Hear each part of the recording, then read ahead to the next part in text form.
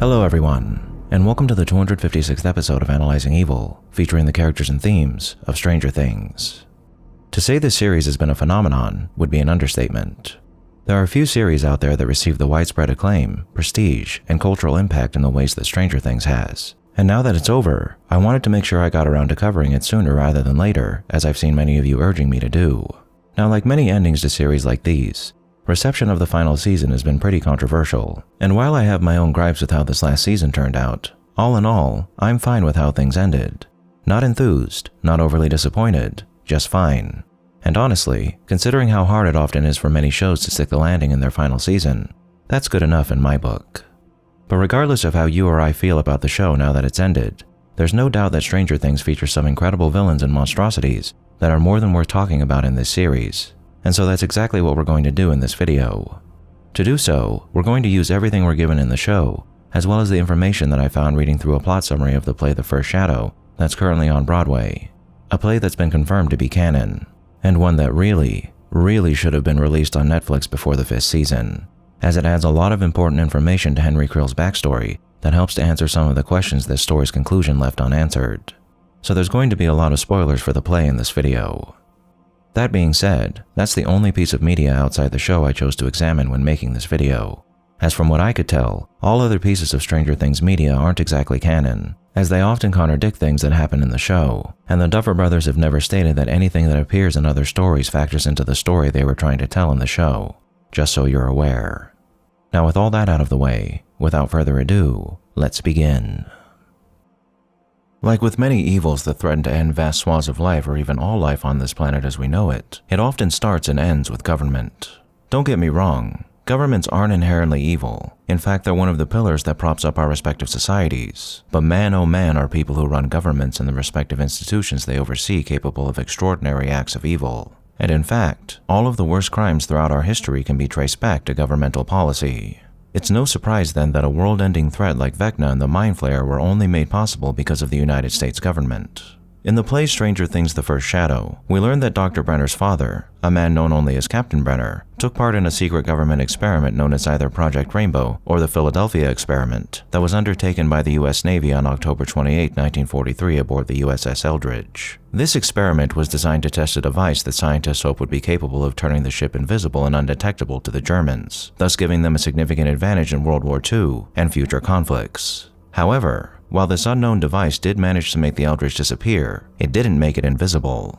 For a brief yet horrifyingly agonizing amount of time for the crew of the Eldridge, the ship was transported to the Abyss, a place that at the time was dubbed Dimension X by the scientists in charge of the experiment, and upon returning to our world, all but one man succumbed to the monstrosities that awaited them beyond the veil. That one man being Captain Brenner, who returned to our world battered and beaten, with a different blood type, and strange particles now roaming throughout his body.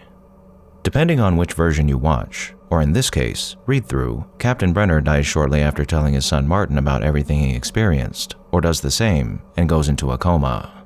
Regardless, from this moment forward, Martin Brenner chose to dedicate his life to unlocking the secrets surrounding his father's demise, and he subsequently spearheads a new project in the late 40s or early 50s designed to recreate what happened on the Eldridge around Rachel, Nevada, an experiment that was appropriately dubbed the Nevada Experiment. It would be during this period that a spy working on behalf of the Soviet Union would attempt to smuggle a piece of exotic matter out of the lab to deliver to his superiors, along the way getting injured in a set of caves outside Rachel and allowing Henry Creel to stumble upon him and become exposed to the exotic matter he was carrying, which we'll be discussing a lot more later on.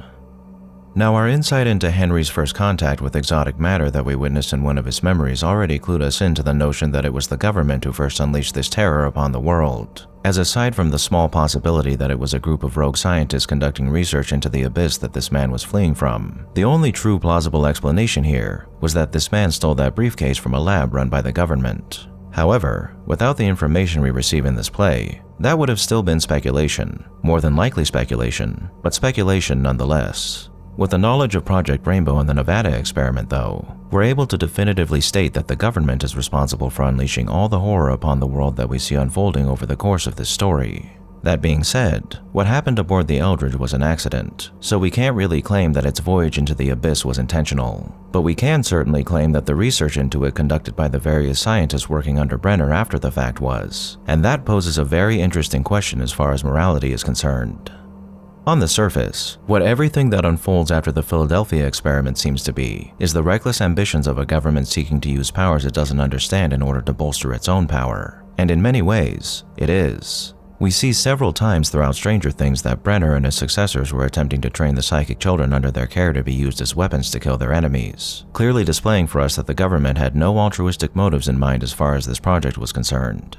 On top of that, their actions convey to us a dark truth that more often than not eventually proves to be inescapable. That secrets as large as this never stay secret forever, which opens up so many more possibilities for further harm to come to innocent and not so innocent people alike. And the parallels between what happens in this story and the nuclear arms race are plain to see. In our efforts to race towards defeating other nations, we developed horrendously destructive weapons that could end all life on Earth as we know it. But once one nation develops such technology, it's foolish for other nations not to attempt to do the same in order to defend themselves or deter others from attacking them. So it does make sense when you look at it that way, but the overall concept of racing to create weapons that could end all life on this planet to one-up each other is ultimately folly and does nothing to help our species. It only endangers us. Such is the case with the spy who stole that briefcase filled with exotic matter on behalf of the Soviet Union, and the efforts of the Soviet government to reopen the gate in Hawkins once they learn of the US government's experiments. It's unclear whether or not the Soviets were trying to open the gate to unleash hell on American soil to destabilize their enemy, or if they were doing so to study it and add whatever they found to their forces. But regardless, it is the same folly to gain ultimate victory over their enemy that the US government displayed with its research efforts that drove them to do so. And it's that same folly that had them locking up demogorgons for study in that dreaded prison in Kamchatka, all of which posed a significant threat to all life on Earth. These opposing monoliths locked in a frigid conflict waiting to be unthawed to serve as the final herald of death for this world are equally guilty. And in presenting this fantastical echo of real-world Cold War-era hostilities in this story, Stranger Things shows us that no matter which side you're on, evil is always unleashed in the pursuit of greater power and supremacy over one's enemy. And with every bullet added to the armory of every military across this planet, that evil comes closer and closer to igniting this world in a blaze that would blind even the blind, before it darkens it forever. That may have been the ultimate goal of the institutions that strive to abuse this power for their own gain, as well as the goal of many of the people who made up those institutions. But many is not a whole, and for some, the parameters for their mission set by their superiors may not have been the target they were trying to hit. What happened aboard the Eldridge did not just present the possibility of greater power unlocked through the study of a mysterious and deadly force to those who knew of it, but several others as well. What if what massacred the crew of the Eldridge is an existential threat waiting for the right moment to pierce the veil and cause irreparable harm to our world? What if it contains previously unimaginable phenomena that we could use to better understand our world and improve it and the lives of everyone living in it? What if it's a portal to hell that could confirm without a doubt the existence of God? What if it's not hell, and it's God on the other side, punishing us mortals for trespassing in his deific domain? What if? So many possibilities come from anomalies like these. And for the people privy to them, these possibilities are tantalizing beyond anything they have or could hope to experience in this world. So with so many possibilities, is it worth potentially putting thousands, hundreds of thousands, or even millions of lives at risk in order to prevent the extinction of all life on this planet, to make new discoveries, or for the infinite betterment of our species? To some, the answer is yes, and in a vacuum, any one of the various possibilities this event presented could be worth it. Mathematically, if millions of people are sacrificed while researching this phenomena only for the lives of billions to be saved or improved, then mathematically, that's a net positive. However, we are not solely logical creatures. We are emotional ones as well, and equal, greater, or lesser combinations of either in any given scenario involving human life will often point us towards what's right. But it's exceedingly rare for either of these things to do so alone. If then we accept that these possibilities are worth entertaining, then the appropriate next step would be to ensure that doing so would cause as little harm as possible, even if through calculation it's divined that an answer can be reached as quickly and efficiently as possible via immense sacrifice of life. And the data to support this line of thinking is provided to us in this story through the motives and actions of Dr. Martin Brenner, and by comparing them to the actions of two others, Dr. Sam Owens and Dr. K. Martin Brenner's story was quite interesting to watch unfold. When we're first exposed to him at the beginning of this story, he doesn't seem to be much more than your stereotypical cold and unfeeling government scientist manipulating a young girl into believing he was her father, who was conducting experiments on children at the behest of his government and its need to gain any advantage over its enemies. With his muted and ersatz Mr. Rogers-esque persona making him seem all the more vile as we witness his actions through Eleven's memories, and in real time as he attempts to bring her back to Hawkins' lab. However, by the time we learn he survived his run-in with Eleven at Hawkins Middle in Season 4, we learn that there's much more to this man than meets the eye. Here we see Dr. Brenner expressing a great amount of care for Eleven and her development, as well as his other subjects through the various flashbacks we receive throughout this season, especially in the one where Henry murders all of them, where we watch as Dr. Brenner expresses what appears to be genuine care for all of his subjects, letting us know that it's entirely possible that his view of them as his children, and the request he's made of them to refer to him as Papa, wasn't just some tactic he used to better control these children, but something he wanted them to do because he actually cared for them. What makes this even more plausible is what information we're given about Martin in the first Shadow. In that story, we learn that Brenner began this experiment with aspirations of either avenging his father, or, in all likelihood, finding a cure for him in the iteration where he remained alive but comatose, actions taken with his father in mind that surely came from a place of love. With that in mind, could it be that every action Brenner took to discover the secrets of the Abyss came from a place of love? That when Dr. Brenner professed to Eleven that all he ever wanted to do was help her, much like he wanted to help his father, that he was telling the truth? I think so, as while Dr. Brenner acted heinously at times and took drastic measures when he felt it was necessary to protect his work, all in all, he seemed like a man who wasn't acting with malicious intent, but one who justified any atrocities he committed as being necessary for the betterment of mankind and the people under his care. That being said, in the play we do see him subjecting Henry to increasing levels of mental anguish in order to bolster his powers, and creating the rest of the subjects that would make up this experiment by injecting them with Henry's blood. And in the show, we see him forcing people to undergo mind-altering treatments if he felt they were a threat to his work, like he did with Eleven's mother, who he placed in a never-ending mental prison she could never escape from, using shock collars to punish his so-called children whenever he felt it necessary, ordering his men to murder others if it meant getting one step closer to bringing Eleven back home, and refusing to allow Eleven to chart her own course towards the end of Season 4 in order to force her to find and confront Henry. Though it should be said that while Brenner's drive to find Henry might have been reckless as far as containing the Upside Down goes, in a way, him forcing Eleven to search for him ensured she would have a chance to prepare for the fight with him and fight him on equal footing, whereas focusing solely on closing the gate may have allowed Henry time to bring his plans to fruition uninhibited. So with all that in mind, it stands to reason that as much as he professed to care for his subjects, he was also more than willing to cause them incredible amounts of harm or even kill them if he needed to, no matter how much it may have pained him to do so, not to mention anyone else who might have gotten in his way. But perhaps the greatest evidence for his compassion can be found in the more than likely notion that his true motivation for using Eleven's powers was to search for Henry to help him, as I mentioned a moment ago. Whether that meant ending his life to save him from the monstrosity he became, or to genuinely help him shake off the influence of the Mindflayer so he could be cured of the torment he believed it was putting him through, which is not something a cruel and malicious man would endeavor to do. However, none of the positive things that can be said about Dr. Brenner are an excuse for what ruin would come to the world and the people he tried to protect because of his stalwart dedication to unraveling the secrets of the Abyss and saving Henry, but it does at least soften his character and his intentions. He wasn't a man trying to acquire ultimate power, nor was he totally innocent when it came to providing aid to those who did wish to acquire it, but a man presented with the unfathomable secrets of an alternate world and the possibility of saving his father, and everyone else for that matter, from its perils, a mission that he believed needed to be completed no matter the cost, lest all he held dear be exterminated come some dark day in the future. Now, if we compare Dr. Brenner's character and actions to that of his contemporary, Dr. Owens, we find that Owens represents what Brenner could have been had he approached everything he did with a touch more compassion. Owens was given much the same responsibilities as Brenner was, and while he had to contend with the fact that more people than just government employees were aware of his charge, which surely softened his intentions and methods a bit, we do see that when it came down to it, Owens was far more caring and understanding of the human condition than Brenner was. Perhaps this was because he wasn't blinded by a mission he felt he must complete for the sake of a loved one, or the memory of that loved one. But regardless, Owens was the man who protected the party, where Brenner would have abused them to ensure his goals were met. The man who showed a great deal of empathy and compassion for Eleven, her friends, and her family, who was ready to give Eleven a choice when she was faced with an incredibly tough decision, and didn't try to force her into doing anything she didn't want to do. And so it's entirely possible that if Owens were the one running the show the entire time, many of the events of this series would have never occurred. That might be true. However, even Brenner was a far better option compared to who would succeed both him and Owens, Dr. K.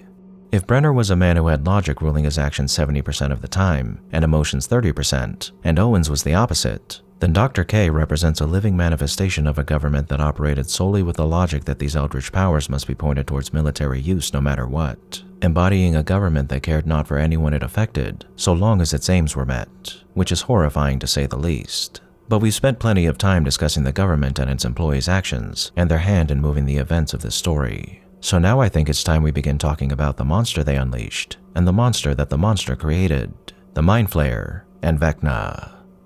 Swirling as a formless, shadowy mass in a barren dimension for who knows how many eons, the Mindflayer, to our human minds, seems an eldritch monstrosity languishing in a world devoid of all warmth and joy.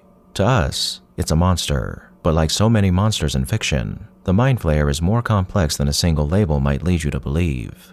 In Season 2, much like the party did with the Demogorgon in Season 1, Dustin connects the actions and mysterious motivations of this creature to a D&D entity known as the Mindflayer, who he describes as being from an unknown dimension that's so ancient that it doesn't even know its true home, one that enslaves races of other dimensions by taking over their brains using its highly developed psionic powers. The Mindflayer of D&D believes that its race is the master race, viewing other races like human beings as inferior to itself, so it wishes to conquer, subsume, or destroy any creature that it comes across. And while this description is only an analogy, it's actually quite accurate in many ways. The key to understanding the Mindflayer and its actions and motivations in this story is to consider the fact that it's a hive mind. Out of all the different creatures and monstrosities you may encounter throughout various works of fiction, hive minds are some of the most unique.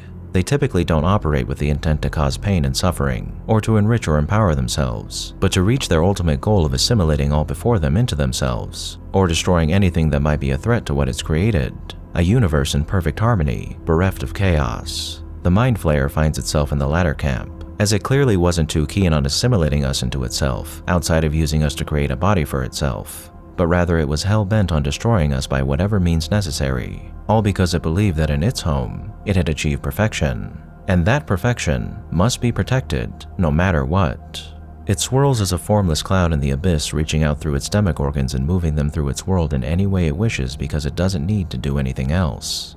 It's totally mastered this plane, and it's made it into what it views as perfection. There is no conflict, no strife, no misery in the abyss, only order. A mundane paradise where neither joy nor despair thrives, only the basest form of existence and the comfort that total neutrality can provide. Single-minded life then, all single-minded life, is a threat to that sanctity, a disease that thinks, moves, and acts of its own accord, that threatens to break the peace and stability a cohesive being like the Mindflayer craves. That is why the Mindflayer, once it learns of our world, is so hell-bent on consuming it. It isn't doing what it's doing because it loves to inflict pain, nor does it particularly enjoy seeing us die. It unleashes its forces into our world and creates for itself a physical body to destroy us, yes, but it doesn't do so for power or pleasure, only to eliminate a threat, like we might eliminate termites gnawing at the foundations of our home.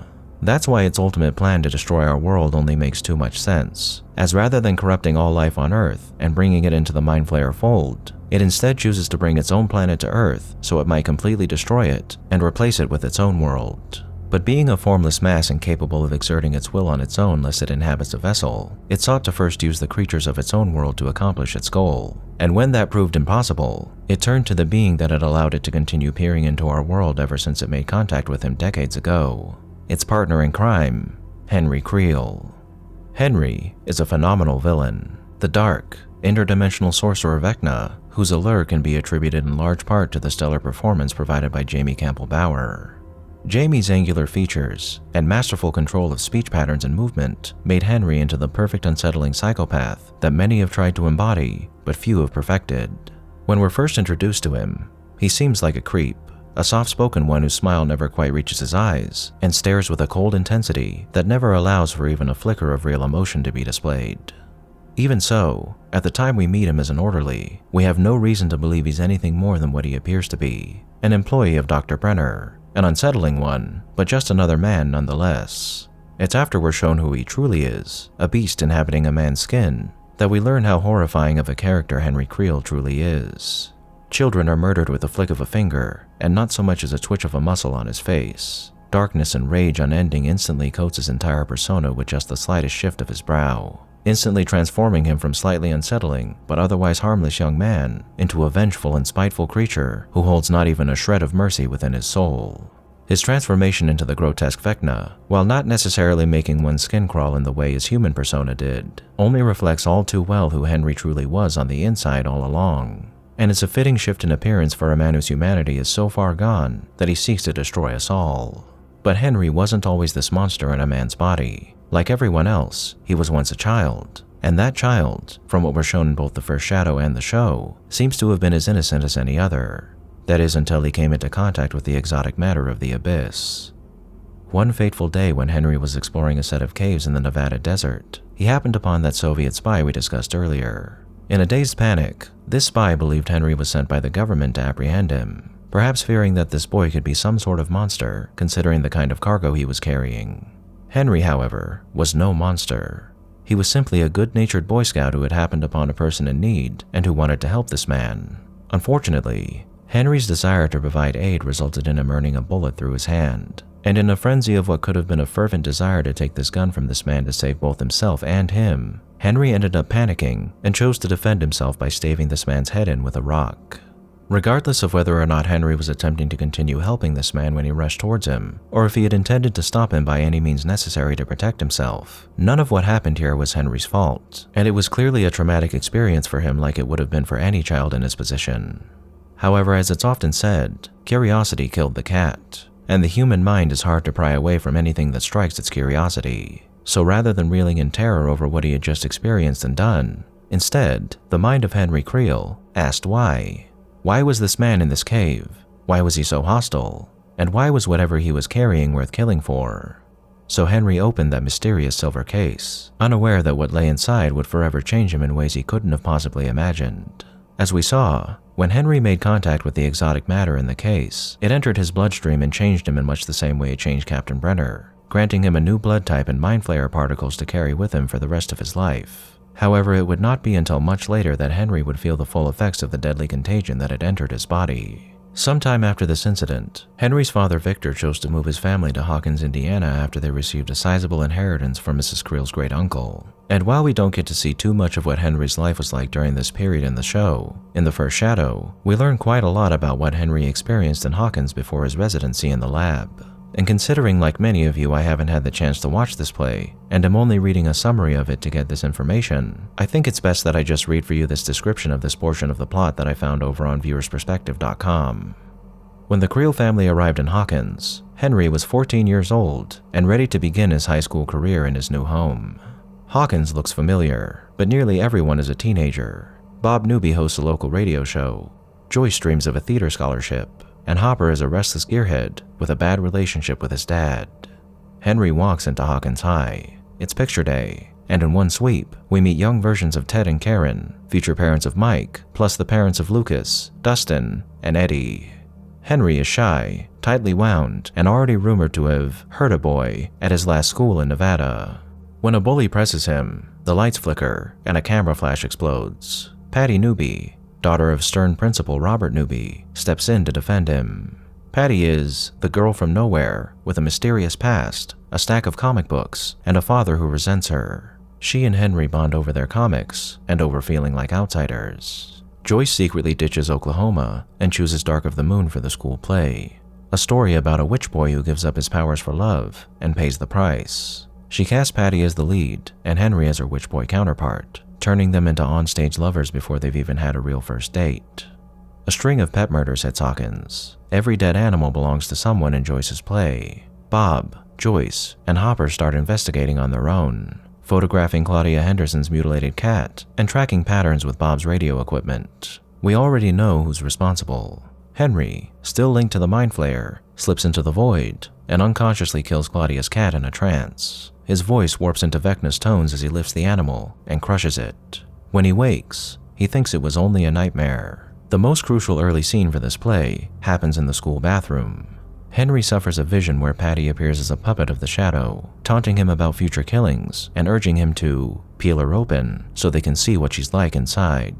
It's the clearest look yet at how the Mindflayer speaks through people and feeds on fear. The West End version keeps this disturbing but controlled. Broadway pushes it even further, turning Patty's vision into something close to a horror set piece. Back in rehearsal, Henry, still rattled, insists that if Patty stays with him, she'll die. Patty refuses to accept that. She calls his powers a miracle, not a curse, and kisses him. Every light in the room explodes. The investigation and Henry's inner war collide at the Creel house. Victor and Virginia Creel worry about their son's incident in Nevada and what his friendship with Patty might trigger. Virginia has her own trauma from an abusive father who locked her in closets full of spiders, which Henry weaponizes against her in one of the play's nastiest scenes. Meanwhile, Bob's interference tracker leads him, Joyce, and Hopper to the Creel property on the same night Henry tries to help Patty use his abilities to find her birth mother. In the attic, Henry blindfolds himself, holds Patty's hand, and takes them both into the void. They find her mother singing on a Vegas stage, but the shadow notices and hijacks the vision.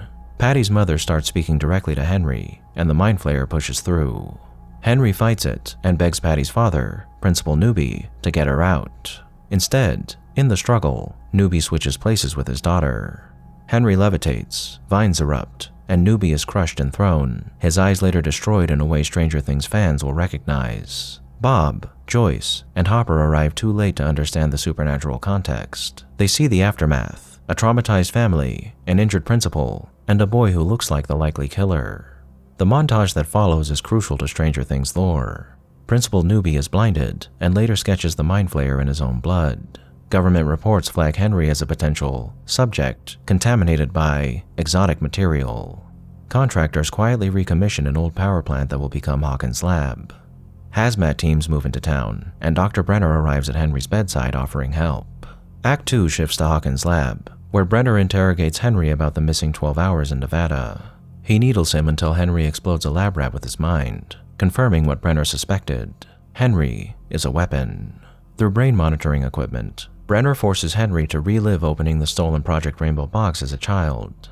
Screens fill with Dimension X, a Demogorgon attack, and the first true human contact with that place. In some Broadway performances, Brenner's father even appears in person, still half-possessed, tempting Henry to let us in before a temporary gate opens. The Hawkins High production of Dark of the Moon becomes the hinge of the entire play. Joyce, Hopper, and Bob plan to grab Victor Creel during the show and force a confession for the pet killings and the Creel house incident. Instead, they bag the wrong man, Lonnie, and miss the absolute horror unfolding above the stage. Back at the Creel home, Henry, in the void, overhears Virginia bargaining with Brenner and planning a Last Supper before turning him in. This feeds his sense of betrayal. We see the dinner scene that later appears in Stranger Things Season 4, but now from Henry's perspective, with the Mindflayer looming overhead.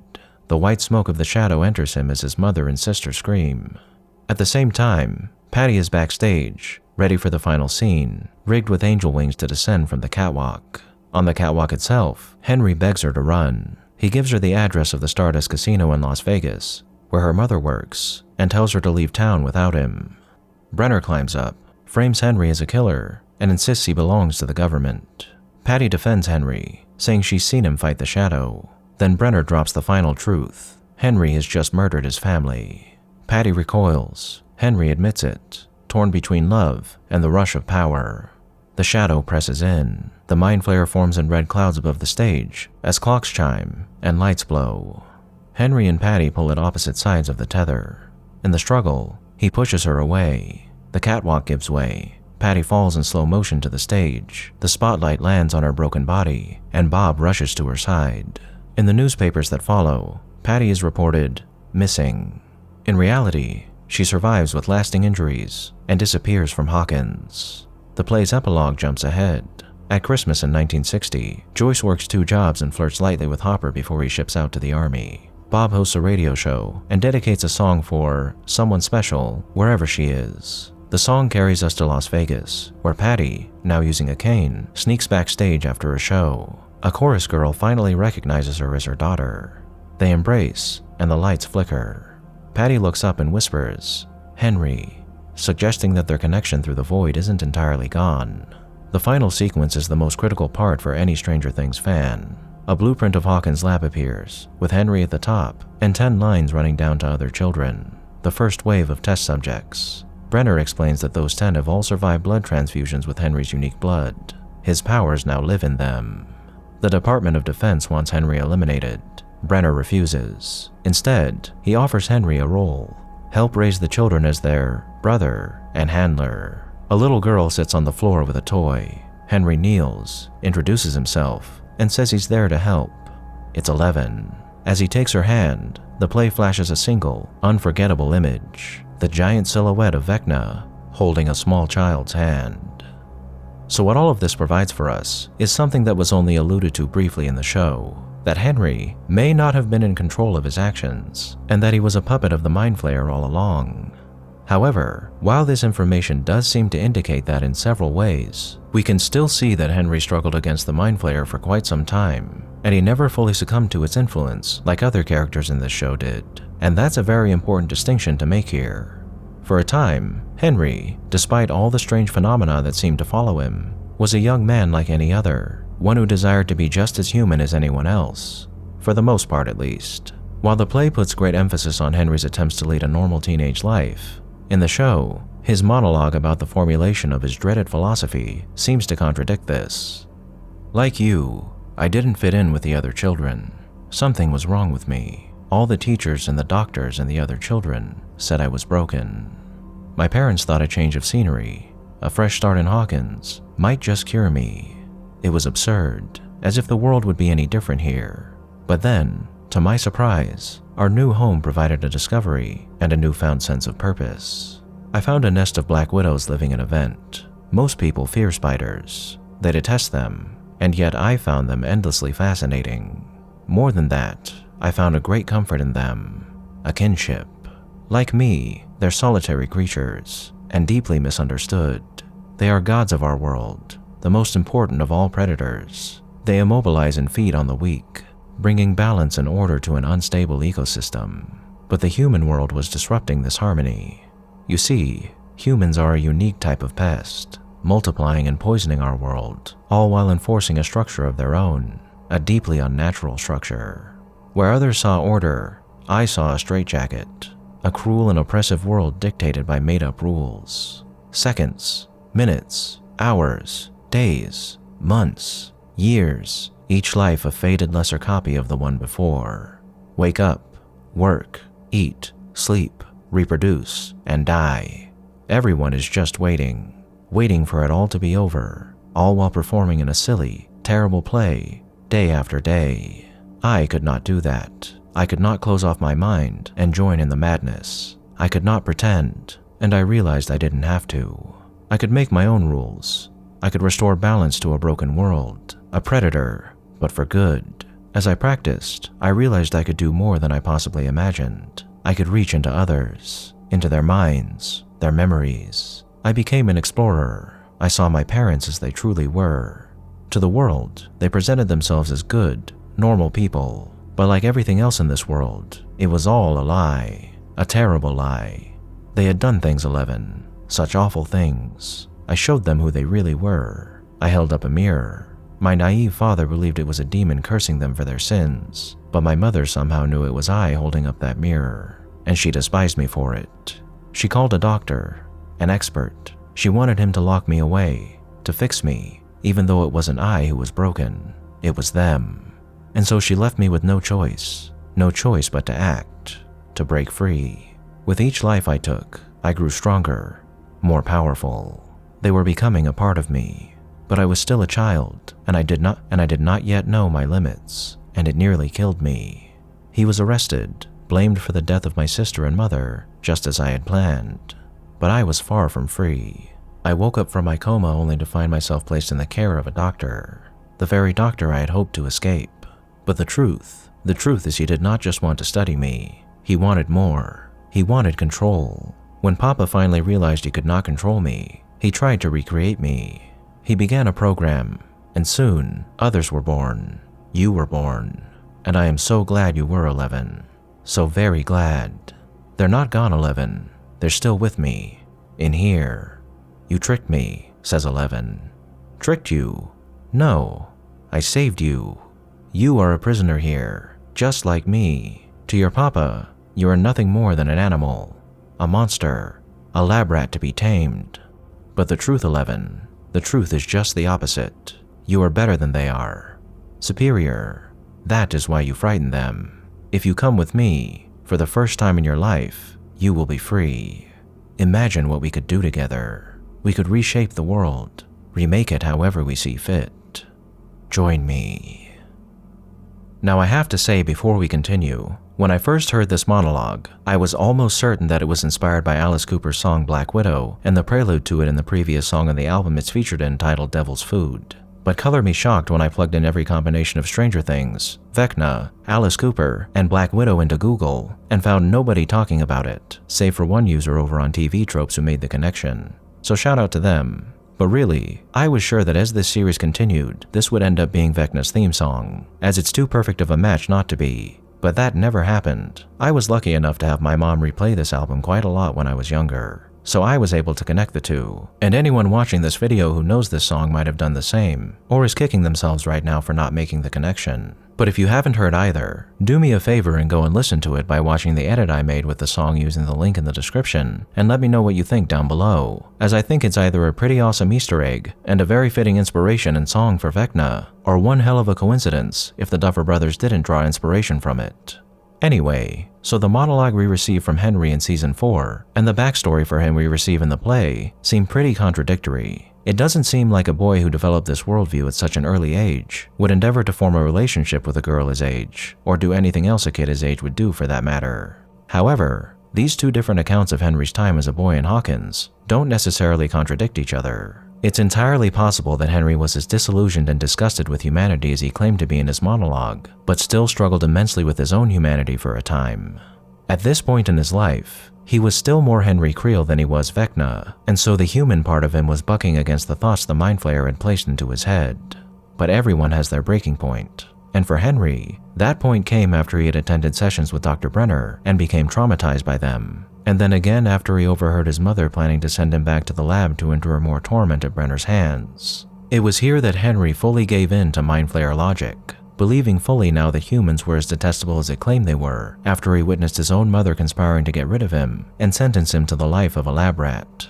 So Henry gave in, and he embraced the abyss, becoming Vecna fully after this moment and striving to bring about the ruin of this world with his newfound partner. Henry was once innocent, but it convinced him of its truth, that the world is broken, and that what perfect harmony the unity a hive mind like the Mindflayer can bring is ultimately far superior to the chaotic and cruel nature of single-minded life. So he chose to join it, becoming a monster who would defile the minds and bodies of so many innocents in its efforts to do so.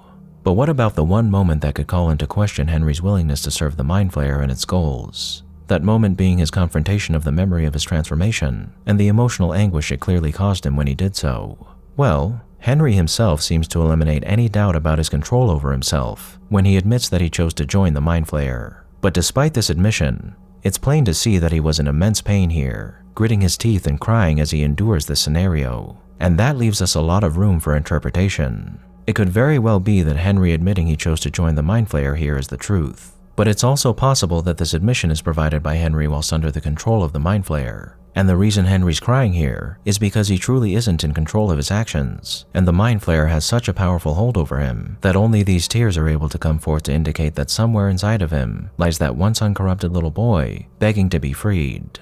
However, these tears could also be tears of frustration, humiliation, and embarrassment. Rage pouring out of his eyes as he's forced by creatures he views as less than himself to live through something he needed to forget to become the being he wanted to be. As we learned earlier with the information we received about Henry's past in the first shadow, it would appear that Henry wasn't in control of his actions throughout this story and was simply a vessel for the Mindflayer. However, as we discussed a moment ago as well, I believe this is only a half-truth. Initially, Henry was a scared little boy whose mind had been invaded by a malevolent otherworldly being, but it seems to me that he eventually decided to side with the Mindflayer of his own volition, truly believing in its status as a being far superior to humans, and wishing fervently for its desire for a cleansed world to become a reality. But when it comes down to it, no matter how horrendously his appearance may have changed, he was still human, and knowing this, either he or the Mindflayer locked away the one memory that could remind him of that fact to seal his past from his mind, so he might focus only on the dreaded future he and the Mindflayer had in store for Earth. And that's why this memory, even if he firmly believed in his cause and wasn't being controlled, was so painful for him to confront. Now that we've arrived at this point in the video, we need to ask ourselves the question we've been preparing to answer by going through all this information. Was Henry Creel, the man who became the interdimensional dark sorcerer Vecna, evil? Yes, I believe he was. Would Henry have been evil if he had never met the Mindflayer? No, probably not. Was Henry heavily influenced by the Mindflayer when it came to developing his worldview and turning to evil?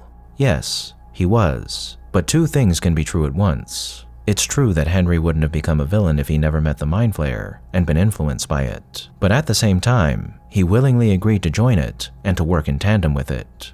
There was always going to be a small part of him that regretted that decision and yearned to be a human being like any other. But he had locked that part of him away so he could fully accept the fact that he did not regret anything that he had done or what he had become. In the end though, like most villains of his caliber, he succumbed to his own hubris. For leaving Will alive, and most everyone else in the party for that matter, would be his undoing. But, being an echo of 80s era Dark Lords, he couldn't help himself, as villains like Vecna crave an audience. As what's the point in ultimate victory if your enemies aren't around to despair when they witness it? But as we've learned throughout this video, Stranger Things is filled to the brim with all manners of evil. The evil of governmental powers seeking to gain military advantages by whatever means necessary. The evil of the men and women who work on their behalf. The evil of a creature that believed itself to be perfection and sought to eliminate all it deemed to be imperfect. And the evil of the man it corrupted, who later willingly aided its plot to destroy all life as we know it. And had it not been for the overreaches of government, then hundreds of lives, both innocent and guilty, may have been spared.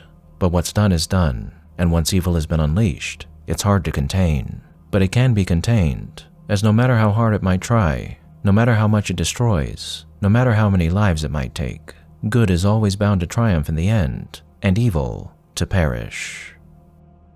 Thank you all for tuning in to this episode of Analyzing Evil, and I hope you've enjoyed. What are your thoughts on Stranger Things? Did I miss anything? Let me know down below, and leave a suggestion for a villain you'd like to see featured while you're at it. If you like this video, hit that thumbs up button, and make sure to subscribe if you haven't already. A big thank you to all of my subscribers, my patrons, my members, anyone who's decided to honor me with a super thank, and especially our Dark Lord channel members, Elijah Kai VA, Effigy, Mr. Awesome, Lord N, and Just Keeping It Real. And a most vile thank you to those whose names you're seeing on screen now.